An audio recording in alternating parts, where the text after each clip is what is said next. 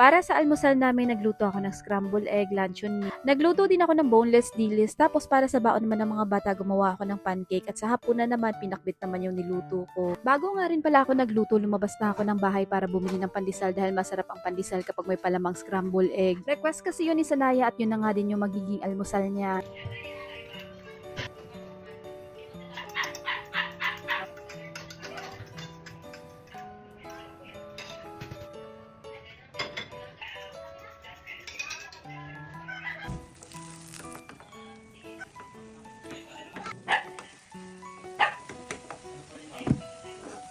After kong lutuin yung scramble egg, pinakain na nga agad si Sanaya dahil sa kanilang apat siya yung maaga yung pasok. Maaga din yung pasok ni Kuya Sen pero online class. After ko nga rin magsalang ng first batch ng luncheon meat, ipinatay ko na muna yung kalan dahil hinatid namin si Sanaya. Lambing kasi si Sanaya, nakasama nga raw ako sa paghatid. Kaya naman ayun, habang wala kami sa bahay, kumain na nga rin yung dalawang kuya. Tapos ako naman, pag uwi namin ng bahay, tinapos ko lang yung pagluluto tapos kumain na nga rin kaming tatlo. Break time pa lang naman nila Kuya Sen sa online class kaya naman may time pa siyang kumain.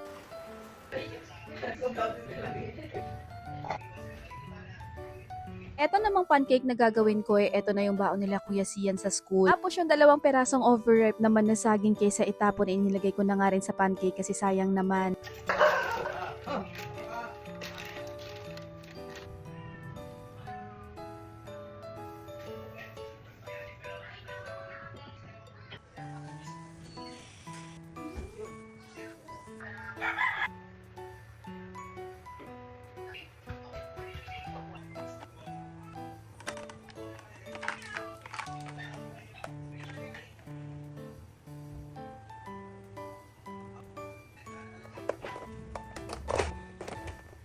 Eto naman dahil gabi na at maghahapunan na kaya naman nag-prepare na din ako ng pang-ulam namin.